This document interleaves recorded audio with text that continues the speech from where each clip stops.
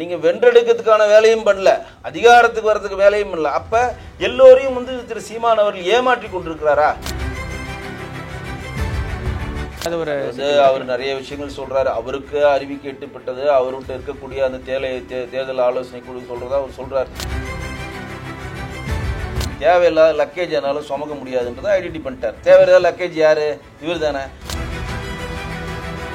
அவருடைய ஆட்சி காலத்துல தமிழ்நாட்டில் தேனும் பாலும் ஓடிச்சு, என்னுடைய தலைவா படத்தை கூட ரிலீஸ் பண்ண விடாம பண்ணிச்சுன்னு எதனா சொன்னார் அவரு? நீ எதுக்கு போய் அங்க போய் கூட்டணி பிடிச்சா துணை முதலமைச்சர் அது பேசிக்க? உங்களே நாங்களே முதலமைச்சர் ஆக்குறோம். கூட்டணி சேரலாம்னா அவர் என்ன சொல்றாரு? அவர் தான் முதலமைச்சர் வேட்பாளர், நீங்க வாங்கினா இப்ப எடப்பாடி போய் துணை முதலமைச்சரா இருப்பாரா? திமுக முழுசா பண்ணது அதை உடைச்சி நம்ம அறுவடை பண்ணணும் அப்படின்னு எடப்பாடி வரப்ப பிஜேபிக்கு எந்த பாதிப்பும் கிடையாது. பிஜேபிக்கு சிறுபான்மை ஓட்டு போறதே கிடையாது.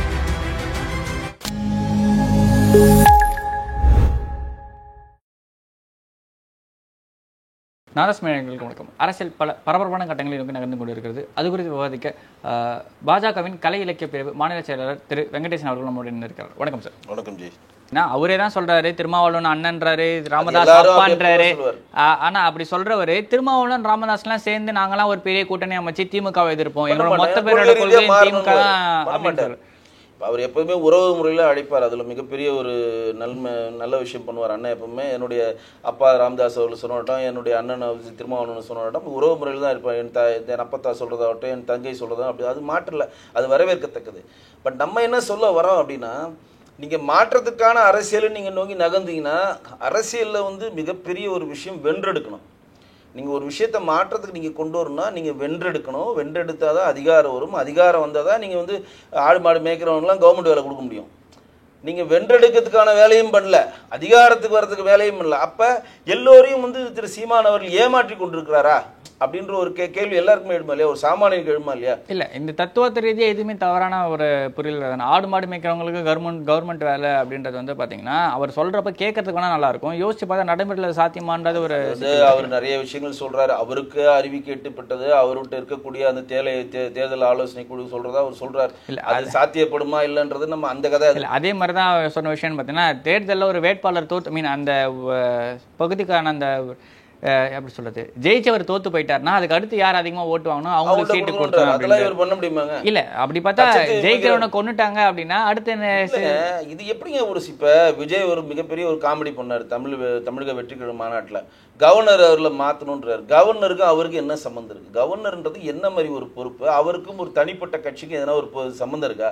இப்ப இருக்க கவர்னர் வந்து பாத்தீங்கன்னா கட்சி சார்ந்த பாஜகவோட அப்படி சொல்லாது, கவர்னர்ன்ற பதவியே வேணான்றாங்க. தமிழ்நாட்டோட ரொம்ப நாள் கோரிக்கையா இருக்கு. இப்ப விஜய் வந்து தேவையில்லைன்றது அண்ணாதுரை சொன்னதுங்க. இப்ப மேட்ரு அது இல்லைங்க. அதே இவங்க நம்ம பஞ்சாபை சேர்ந்து வந்து சுதீப் பர்னாலா தூக்கி இவங்க கொண்டா இல்லையா? இதெல்லாம் சும்மா இவங்களுக்கு வேண்டிய கவர்னர் வந்து கொண்டாடுவாங்க, வேணாத கவர்னர் இது பண்ணுவாங்களா?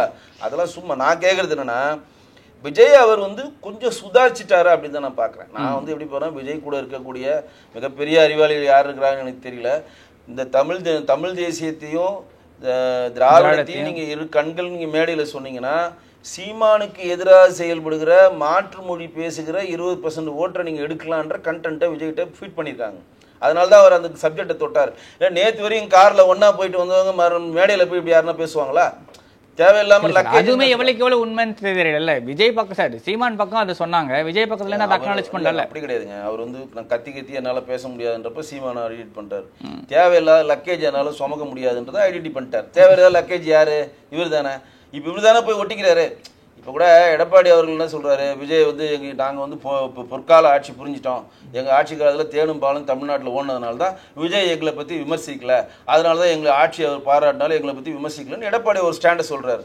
விஜய் எங்கேயாவது அதிமுக கட்சி தான் உலகத்திலே சிறந்த கட்சி, அதிமுக கட்சியோட நாங்கள் வந்து கூட்டணி வைப்போம், எடப்பாடி தான் உலகத்திலே பிறந்த தலைவர், அவருடைய ஆட்சி காலத்தில் தமிழ்நாட்டில் தேனும் பாலும் ஓடிச்சு, என்னுடைய தலைவா படத்தை கூட ரிலீஸ் பண்ண விடாமல் பண்ணிச்சுன்னு எதனா சொன்னார் அவர்? அவர் பாட்டு அவர் கம்முன்னு இருக்கார். இவங்க போய் முட்டி முட்டி முட்டி முட்டி முட்டி மோதிக்கிட்டு நான் சொல்கிறேன் எழுதி வச்சுக்கங்க. எப்படி சீமான் வந்து உடைபட்டாரோ அதே மாதிரி ஏடிஎம்கேவும் உடைபடும். ஏடிஎம்கேவும் முட்டி முட்டி இலவு காத்த கிளியாக இருக்கிறாங்க. அவங்க 2 இலவு காத்த கிளியில் இருக்கிறாங்க. கூட்டணியை உடைக்கணும்னு நினைக்கிறாங்க. இப்போ நம்ம பிஜேபி இருக்கக்கூடிய பாட்டாளி மக்கள் கட்சி இதர கட்சிகள்லாம் உடைச்சி ஏதோ இதில் கொண்டு வரணும்னு நினைக்கிறாங்க, நடக்கல. ஏன்னா அதிகாரத்தில் நம்ம இருக்கிறோம். திமுக இருக்கக்கூடிய கூட்டணி கட்சியில் ஏதோ ஒன்று உடைச்சி உள்ளே கொண்டு வரும், உனக்கு சீட்டு அதிகமாக தரான் அது தரேன்னா அவன் நினைக்கிறான் கூட்டணியை உடைச்சி ஏடிஎம்கே செட் பண்ணுறது போல நீ அவனை போய் துணை முதலமைச்சராக போல் நீனே முதல்வராகனு ஒரு பிளானை போயிட்டு இருக்கான் விடுதலை சிறுத்தைகள் கட்சியில். ஆதரவு அர்ஜுனா நீ எதுக்கு போய் அங்கே போய் கூட்டணி பிடிச்சி அவன் துணை முதலமைச்சர் அது இது பேசிக்க, நாங்களே முதலமைச்சர் ஆக்குறோம், உங்ககிட்ட எல்லா பலமும் இருக்குது, பணம் நாங்கள் தரோம் அப்படின்னு அவங்க ஒரு ட்ராக் எடுக்கிறாங்க. இப்ப மும்முனை ட்ராக்கா இருக்கு. தனித்து நிக்கிறதுக்கான வாய்ப்பு ரொம்ப குறைவான விஷயம் தான். ஏன்னா இப்ப தொடர்ச்சியா நல்லா சொல்லு, நான் புரிஞ்சுங்க. விஜய் என்ன சொல்றாருன்னா, நாங்க நிக்க போறோம், எங்களுடன் யார் வந்து சேர்றீங்களோ சேர்ந்துக்கங்க. அப்படின்னா என்ன அர்த்தம்? அவர் தான் முதலமைச்சர் வேட்பாளர். இப்ப அண்ணாமலைஜி அவருக்கு எடப்பாடிக்கு என்ன சட்டை வந்துச்சு? யார் முதல்வர்ன்றப்ப பிஜேபியை சேர்ந்தவர் தான் நாங்கள் முதலமைச்சர் வேட்பாளராக. நாங்கள் வந்து என்னோட கட்சிக்கு நான் அண்ணாமலைஜி தான் முதலமைச்சராக கொண்டு வரணும்னு ஆசைப்படுவோம். என் கட்சிக்கு அது என் கட்சிக்கு என்னோட தலைவர் தான் முதல்வர் ஆகணும்னு ஆசைப்படுறேன். ஏடிஎம்ல இருக்கவங்க எடப்பாடி தான் முதலமைச்சர் ஆகணும்னு ஆசைப்படுவான். ஓபன்னீர்செல்வம் சப்போர்ட் பண்றோம், ஓபன்னீர்செல்வம் சப்போர்ட் ஆசைப்படுவான். இதுதானே முறை. நாங்க வந்து கூட்டணி கட்சிக்கு தலைமை வாங்குவோம், யார் முதலமைச்சர் வேட்பாளர் நீங்க சொல்லக்கூடாது, நாங்க தான் சொல்லணும்னா அவருக்கு கூட்டணி விட்டு வெளியே போயிட்டார். ரைட்டா? அப்ப தமிழ்நாட்டை பொறுத்த வரைக்கும் பாஜகவோட அதிமுக தான் பெரிய சக்தி. இருக்கட்டுங்க, எல்லா கட்சியும் வளர்ற கட்சி தானேங்க, பெரிய கட்சி இல்லைன்னு சொல்லுவாங்க. 22% ஓட்டு கன்சாலிடேட்டா வச்சிருக்காங்க, மாற்று இல்லை. ஆனா எங்களோட நிலைப்பாடு நாங்க சொல்லணும்ல, அதை சொல்லக்கூடாதுன்னு சொல்றதுக்கு நீங்க யாரு? என்னுடைய கட்சி தொண்டனுடைய விருப்பத்தை பிரதிபலிக்க கூடாதுன்னு சொல்றதுக்கு நீங்க யாரு? அப்ப விஜய் என்ன சொல்றாரு, நாங்க ஆட்சிக்கு வந்தா நாங்க வந்து எலெக்ஷன் நிக்கிறப்ப யார் வேணா வரலாம், கூட்டணி சேரலாம்னா அவர் என்ன சொல்றாரு, அவர் தான் முதலமைச்சர் வேட்பாளர், நீங்க வாங்கினா இப்ப எடப்பாடி போய் துணை முதலமைச்சரா இருப்பாரா? வாய்ப்பு குறைவு. இப்ப எடப்பாடிக்கு ஓ பன்னீர்செல்வம் எதுக்கு சண்டை? சசிகலாவுக்கும் இது எடப்பாடிக்கு எதுக்கு சண்டை? ஓ பன்னீர்செல்வத்தை உள்ள விட்டா மறுபடியும் முதலமைச்சர் கேண்டிடேட்டா வந்து ப்ரெஷர் பண்ணுவாரு, அதனால கைட்டி விடு.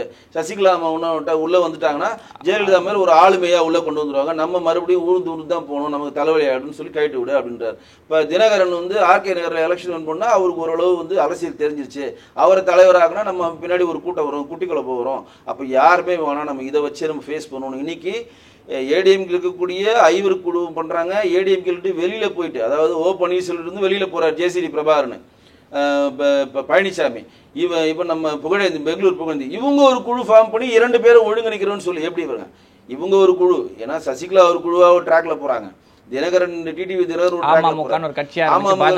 ட்ராக்ல போறாரு, நம்ம தினகரன் ஒரு ட்ராக்ல போறாரு, ஓ பன்னீர்செல்வம் ஒரு ட்ராக்ல போறாரு. இந்த ட்ராக்லாம் இல்லாம இன்னொரு ட்ராக் இருக்குது. யாரு? ஜேசிடி பிரபாகரன், பழனிசாமி, நம்ம பெங்களூர் புகழேந்தி, நாங்கள் இவங்களெல்லாம் ஒருங்கிணைக்கிறோன்னு அவங்கள ஒரு ட்ராக்ல போறாங்க.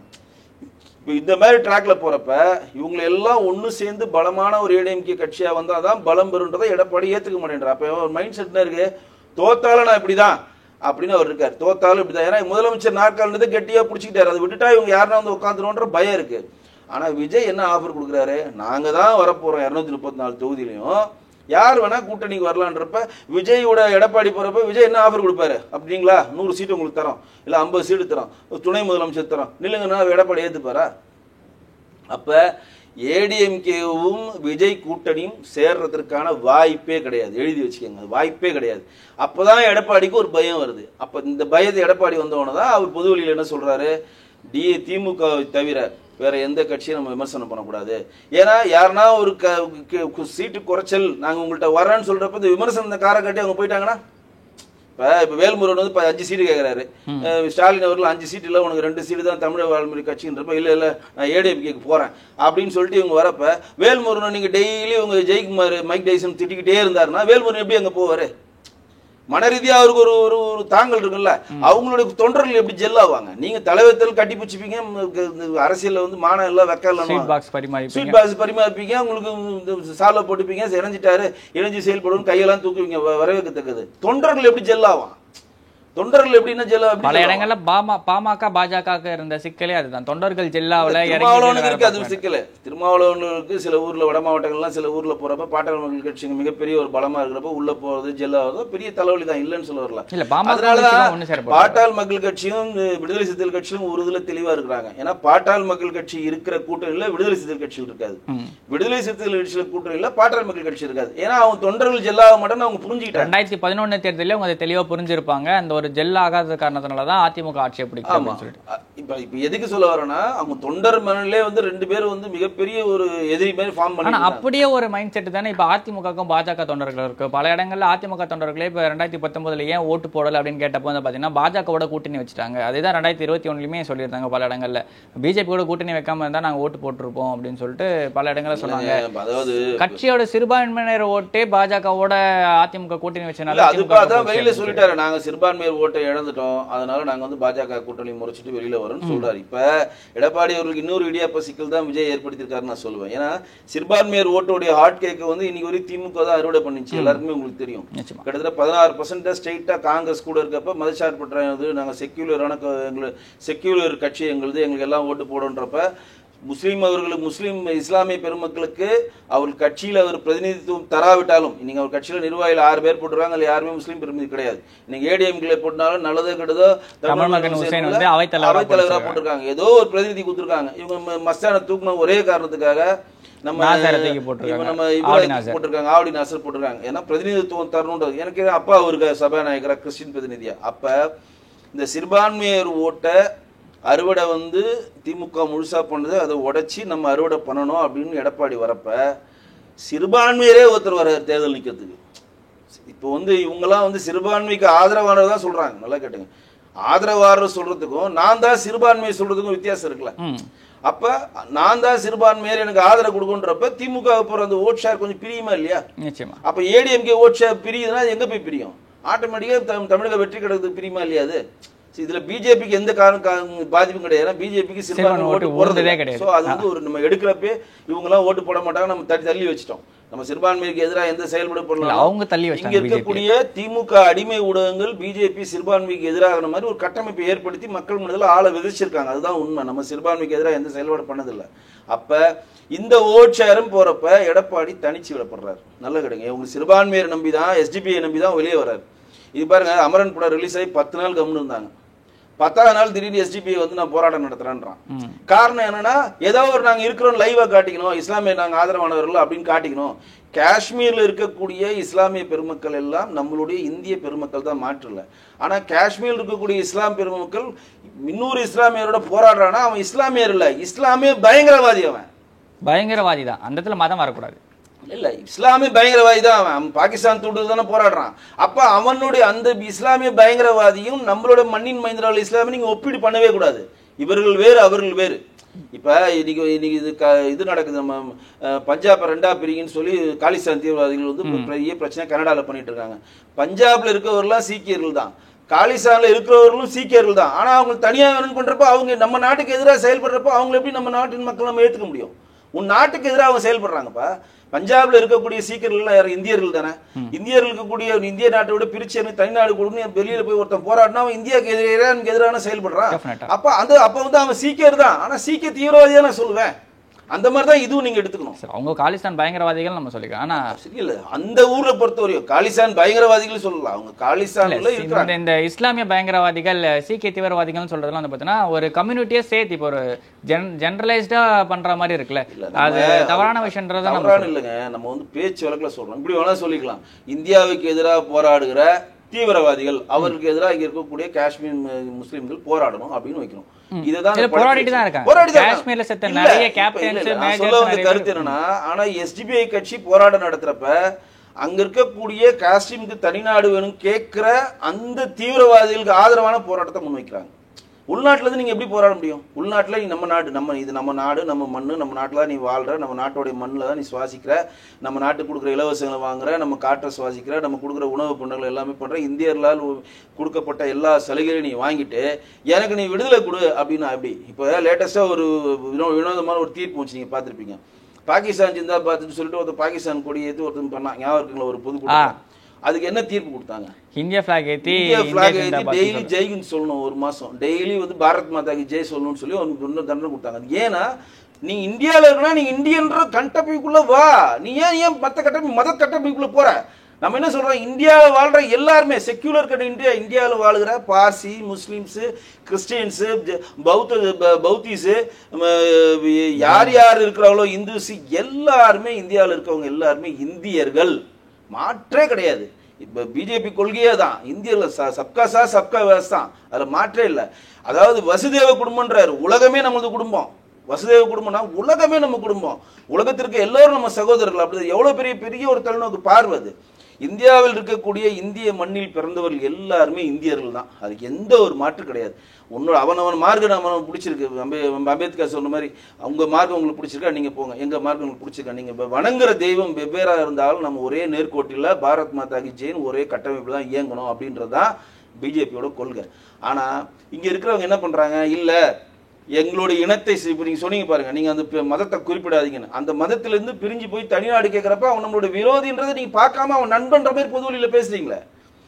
இப்போ அமரன் படத்தை நீங்கள் எடுத்துக்கிட்டா பல காட்சிகள் வந்து இஸ்லாமிய சகோதரர்கள் பாசிட்டிவாக வச்சிருப்பாங்க. ஒரு காஷ்மீரியே கூட வந்து அவருக்கு ஹெல்ப் பண்ணுவார், நிறைய விஷயங்கள் இஸ்லாமிய கூட அவர் ஹெல்ப் பண்ணுவார். அதை பற்றிலாம் பேசாமல் எஸ்டிபிஐ கட்டி இன்னைக்கு போராட்டம் நடத்துகிறாங்க.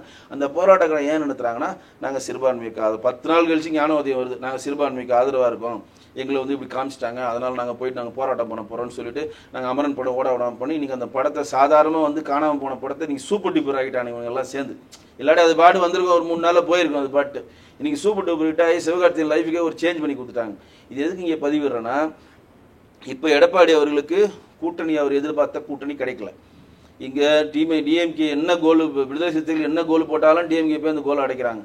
இங்கே பிஜேபியில் இருக்க கூட்டணி கட்சிகள் இன்றைக்கி சர்வசாதாரணமாக எந்த ஒரு டென்ஷன் இல்லாமல் அப்படியே கான்ஸ்டண்ட்டாக இருக்கிறாங்க. இந்த சைடு இருக்கிறவருக்கு இவர் சிறுபான்மையரை நம்பி பிஜேபி விட்டு வெளில வந்தார். இப்போ நீங்கள் விஜய் வந்து சிறுபான்மையர் ஓட்டை இழுத்துட்டு போவார். சரி, விஜய் கிட்ட போய் சேரலான்னு பார்த்தா நான் தான் முதலமைச்சர் வேட்பாரு, எங்கிட்ட கூட்டணி சேர்ந்து அந்த செக்கை வைக்கிறப்ப இன்னைக்கு தமிழ்நாட்டை 6 முறை ஆண்ட கட்சி கிட்டத்தட்ட 30-45% ஓட் பேங்க் வச்சிருக்க கட்சி போய் இன்னொரு இடத்துல போய் துணை முதலமைச்சர் ஆவார். அவரு துணை முதலமைச்சர் ஆகிற கண்டென்ட்டுக்கு எடப்பாடி அந்த மனநிலைக்கு வந்துட்டார்னா ஓபிஎஸ் ஏன் விடுறாரு, ஏன் சசிகலா விடுறாரு, ஏன் டிடிவி எல்லாரையும் வச்சுப்பார்ல, அவரோட கோலே முதலமைச்சர் தானே. அப்போ இன்னைக்கு மிகப்பெரிய இடியாப்ப சிக்கலில் இருக்கிறது ஏடிஎம்கே. சார், தொடர்ச்சியாக தமிழக மீனவர்கள் வந்து பார்த்தீங்கன்னா இலங்கை கடற்படையினால் கைது செய்யப்பட்டு வந்துகிட்டே இருக்காங்க. தமிழக மீனவர்களை தாண்டி இந்திய மீனவர்கள் எல்லாருமே வந்து ஆல்மோஸ்ட் கைது செய்யப்படுறாங்க. இதுக்கு இந்தியா சார்பாக ஒரு மிகப்பெரிய ஒரு நடவடிக்கை, ஒரு பேச்சுவார்த்தை இதுவோ ஏன் பண்ணுறதுல ஒரு கேள்வி இருக்குல்ல? இல்லை, பேச்சுவார்த்தைக்கான எல்லா வேலைகளும் பண்ணிட்டு தாங்க இருக்காங்க. ஜெய்சங்கர் வெளியுறவுத்துறை அமைச்சர் வந்து இலங்கையில் பேசிட்டு தான் இருக்காரு. அவர் கொடுக்குற ப்ரெஷர் தான் உடனுக்குடன் வந்து அது விடுதலை ஆறாங்க. என்னன்னா, இலங்கை அரசாங்கம் வந்து அடிக்கடி மீன்பிடிக்கும் படகுகள் வந்து எல்லை தாண்டி வர்றதுனால அங்கே இருக்கக்கூடிய சட்டங்களை கடுமையாக்குது. இப்போ மீனவர்கள் பிடிப்பட்டாங்கன்னா முன்னாடி வந்து ஒரு வார்னிங் பண்ணி விடுவாங்க, ஒரு நாள் சிறைசாலை வச்சுட்டு விடுவாங்க. நம்ம இங்கே வந்து கோரிக்கை வச்சேன், லெட்டர் அனுப்பிச்சோம்னா. இப்போ வந்து படகுகளை சீஸ் பண்ணுறாங்க, மினிமம் 50,000 கட்டணும், மினிமம் 1 லட்சம் கட்டினா தான் நாங்கள் ஃபைன் விட்டு வித்ரா பண்ணுவோன்ற மாதிரிலாம் போயிட்டுருக்கு. புதிய அரசாங்கம் இப்போ தான் பதவி ஏற்றிருக்காங்க. திசநாயகா தான் இப்போ தான் பதவி ஏற்றிருக்காரு. அவங்க கிட்ட ஒரு பேச்சுவார்த்தை நடத்துறதுக்கான ஒரு விஷயத்தை வெளியுறவுத்துறை அமைச்சர் பண்ணிட்டு இருக்காங்க. இப்போ வந்து உங்களுக்கே தெரியும், இங்கே இருக்கக்கூடிய இலங்கை மீனவர் பிரச்சனை வந்து அந்த மீனவர்கள் கைது அப்படின்றது போயிட்டு இருக்கு. அந்த எல்லை தாண்டி மீனவர் போறது மட்டும் தான் போயிட்டு இருக்கு, தவிர சுடப்படுன்ற கண்டென்ட் கொண்டு நின்றுச்சு. முன்னாடி ஒரு 8 வருஷம் 10 வருஷம் 8 வருஷமா கிடையாது. விடுதலை சிறுத்தைகள் விடுதலை புலிகள் இருக்கிறப்ப இருந்த அந்த பிரச்சனை இருந்துச்சு. காங்கிரஸ் ஆட்சி காலத்துல டெய்லி 2 மீனவர்களும் சுடப்படுவாங்க. நடுவில் ஒரு சில சம்பவங்கள் மட்டும், ஒரே ஒருத்தர் இறந்தார், அது கூட வந்து ஜான் பிரிட்டோ மட்டும் இறந்தாரு. நம்ம மாண்புமிகு நிதியமைச்சர் நிர்மலா சீதாராமன் நேரடியாக போய் அவங்களுக்கான அஞ்சலி செலுத்தி அவருக்கான உதவிகளை செஞ்சாங்க. அதுல மாற்று இல்லை. அது வந்து சுடப்படுறது நின்றுச்சு. ஆனால் இது வந்து ஒரு சர்வதேச ஒரு பிரச்சனையா தான் பார்க்கப்படுகிறது. எல்லாத்துக்கும் இதுக்கு தீர்வு என்ன சொல்றாங்க, கச்சத்தீவை நம்ம மீட்கணும், நம்மளோட எல்லை நம்ம கச்சத்தீவை மீட்க முடியுமா முடியாதான்றது சென்ட்ரல் கவர்மெண்டான ஒரு ப்ராசஸ் பண்ணி அவங்க போயிட்டு இருக்காங்க. அது ஒரு சர்வதேச பிரச்சனைனால அது நம்ம பதிலும் சொல்ல முடியாது. எலெக்ஷன் டைம்ல அது பாஜக கையில் எடுக்கிறாங்க. அப்ப நம்ம இங்க நம்ம மீனவர்கள் தாக்கப்படுறப்ப நமக்கு வேணும், அப்படி இல்லாம இன்னொரு ப்ராஜெக்ட் கூட ஒருத்தர் சொல்லப்படுகிறது என்னன்னா, கச்சத்தீவை 100 வருஷம் லீஸ்க்கு மாதிரி எடுக்கலாம், 100 வருஷம் அப்படின்ற ஒரு ப்ராசஸ் போயிட்டு இருக்கு. இது எல்லாமே பண்ணிட்டு இருக்கப்ப நம்ம போய் ஒரு செட்டில் ஆகிறப்பதான் அங்கே ஆட்சி மாற்றம் ஏற்படுது. இப்போ சிறிசேனா இருந்தாரு, அதுக்கப்புறம் வந்து ராஜபக்சே வந்தாரு, அதுக்கப்புறம் ரணில் விக்ரமசிங்கே வந்தாரு. இப்போ நம்ம போய் ஒரு இதில் செட்டில் ஆகிறோம். இப்போ நம்ம வந்து இலங்கைக்கு இப்போ ரணில் விக்ரமசிங்கே இருக்கிறப்பதான் நம்ம பொருளாதார உதவி ஃபுல்லாக இலங்கைக்கு செஞ்சோம். நமக்கான ஒரு 2 துறைமுகத்தை அங்கே நிர்மாணித்தோம். அங்கே இருக்கக்கூடியவர்கள் தமிழர்களுக்கு நம்ம வீடு கட்டி கொடுத்தோம். நிறைய விஷயங்கள் வந்து பிஜேபி வந்து ஒரு நாடாக பார்த்து செய்யுது. இலங்கைக்கு வந்து நம்ம பக்கத்தில் இருக்க நாடு, நம்மளை சுற்றி இருக்க நாடுகள் யாருன்னு நம்ம வந்து நல்லுணர்வை வச்சுக்கணும். ஏன்னா நம்ம நாட்டினுடைய எல்லைகள், நீங்கள் மாலத்தீவு எடுத்துக்கிட்டாலும் பங்களாதேஷ் எடுத்துக்கிட்டாலும், இன்னைக்கு பங்களாதேஷில் நீங்கள் மிகப்பெரிய ஒரு மாற்றம் ஏற்படுத்துது. நீங்கள் முஜிபுர் ரஹ்மானுடைய மகள் வந்து ஹசீனா வந்து நம்ம இதில் இருக்கிறாங்க. இன்னைக்கு அவங்க தான் சொல்கிறாங்க, இன்டர்நேஷனல் நாங்கள் கொடுத்துட்டோம், லுக் அவுட் நோட்டீஸ் கொடுத்து இன்டர்போலில் நாங்கள் உதவி நாடுறோம், இவங்க நாடு கடத்தி கொண்டு வாங்கன்னு. அப்போ அங்கே குழப்பமான ஒரு சூழ்நிலை இருக்குது. எங்கேயுமே ஒரு கவர்மெண்ட் வந்து சஸ்டெயின் பண்ணணும்னா அந்த கவர்மெண்ட் சஸ்டெயினான கவர்மெண்ட் தானே பேச்சுவார்த்தை நடத்த முடியும். ஆப்கானிஸ்தான் உங்களுக்கு சொல்லவே வேணாம், தாலிபான் கண்ட்ரோல் ஆப்கானிஸ்தான் இருக்கு. மாலத்தீவு இவ்வளவு நாள் முரண்டு பிடிச்சி இப்போதான் கொஞ்சம் இறங்கி வந்திருக்காங்க. இப்போதான் அவங்களுடைய மாலத்தீவு அதிபர் நம்மளுடைய இதுக்கு விசிட் பண்ணிட்டு போயிருக்காரு, நம்மளோட ராணுவத்தை நிறுத்துவதற்கான பர்மிஷன் கொடுத்துருக்காரு. இது மிகப்பெரிய ஒரு வெளியுறவு கொள்கைகளுக்கான ஒரு சிக்கல்கள் தான், மாற்று இல்லை. ஆனால் அதற்கான கட்டமைப்பை மத்திய அரசு செய்யாமல் இல்லை. இந்த மாண்புமிகு முதலமைச்சர் திரு மு க ஸ்டாலின் லெட்டர் கொடுத்துக்கிட்டே தான் இருக்கார், இது ஸ்டாப் பண்ணணும், இது பண்ணணும்ட்டு. ஆனால் நம்ம வந்து கடல்ல வந்து காத்தடிக்குது, எல்லைகளை தாண்டி மீனவர்கள் போறப்ப அங்க இருக்கக்கூடிய மீனவர்கள் இன்கேஸ் எல்லையை தாண்டி மீன் பிடிச்சி போனாலும் அவர்களுக்கு பிடிச்சு கடுமையான சட்டங்களை தகர்க்கப்படணும். 50,000 1,00,000 ஃபைன் போடுறத விடணும், அவர் மீன்பிடி படகுகளை திருப்பி தரணும், வலைகளை அறுக்கக்கூடாது அப்படின்ற ப்ரெஷரை இந்திய அரசாங்கம் தொடர்ந்து கொடுத்துக்கிட்டு தான் இருக்கு, கொடுக்காம இருக்கவே இருக்காது. ஆனால் தொடர்ந்து நடந்துகிட்டே தான். அதுதான் சொல்றேனே, அதற்கான வேலைகள் போயிட்டு தான் இருக்கு, அது பண்ணிட்டு தான் இருக்கிறாங்க. அதுக்கான அதாவது எப்படின்னா, இப்போ அவங்க இலங்கை கடற்படை எப்படி பார்ப்பாங்கன்னா, இவங்க நம்ம நாட்டில் தங்கம் கடத்த வராங்களா? ஏன்னா இப்போ நிறைய செய்திகளும் வருது, நிச்சயம் நிறைய போதைப் பொருட்கள் ராமேஸ்வரம் வழியா இலங்கைக்கு கடத்தப்படுது. தங்க கடத்தல் பெருவாரியாக நடக்குது. மியான்மர் வழியாகவும் இலங்கை வழியாக தான் தங்கங்கள் கடத்தப்படுது. ஏன் அப்படின்னா அந்த கடலை போய் கொட்டிடுறாங்க. இப்படி பார்க்குறப்ப அந்த அரசாங்கம் எப்படி, அந்த மீனவரை எப்படி பார்ப்பாங்க? அவன் எல்லாமே ஒரு சந்தேகத்தோட தான் பார்ப்பான். இப்போ நம்ம வந்து இலங்கை மீனவர்கள் வந்து எல்லாரும் சொல்கிறாங்க, இலங்கை மீனவர்கள் வந்து நமது இந்திய மீனவர்களை இலங்கை கவர்மெண்ட் அரெஸ்ட் பண்ணி ஃபைன் போடுறாங்கன்றாங்களா? அதேமாதிரி இலங்கை மீனவர்கள் நம்மளும் அரெஸ்ட் பண்ணியிருக்கோம். நம்மளும் அரெஸ்ட் பண்ணாமல் இருக்க மாட்டோம். அவன் தீவிரவாதியாக இருக்கலாம், குண்டு வைக்க வந்திருக்கலாம், ஏதோ ஒரு வேலையை அவனும் பண்ணாலும் அவனையும் அரெஸ்ட் பண்ணி உட்கார வச்சு அவன் வீடு என்ன வாசல் என்ன எல்லாமே கேட்டு கரெக்டாக இவங்க வந்து உண்மையான மீனவர் தான் உறுதிதான் பண்ணுவோம்னா அவன் நம்ம திருப்பி அனுப்புவோம். ஸோ இது எல்லாமே ஒரு எல்லை பிரச்சனை தான். அதற்கான தீர்வுகளுக்கு மத்திய அரசு முன்னெடுத்து தான் இருக்கும். கண்டிப்பாக அது தீர்வு கிடைக்கும். Okay sir, okay sir. இவ்வளோ நேரம் உங்களோட பொன்னார் நேரத்தை என்னோட பகிர்ந்து நன்றி. தேங்க்யூ. நன்றி.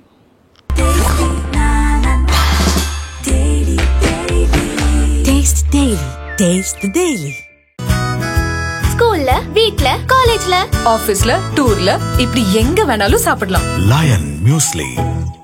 நம்ம ஆரோக்கியம் நமக்கு முக்கியம்.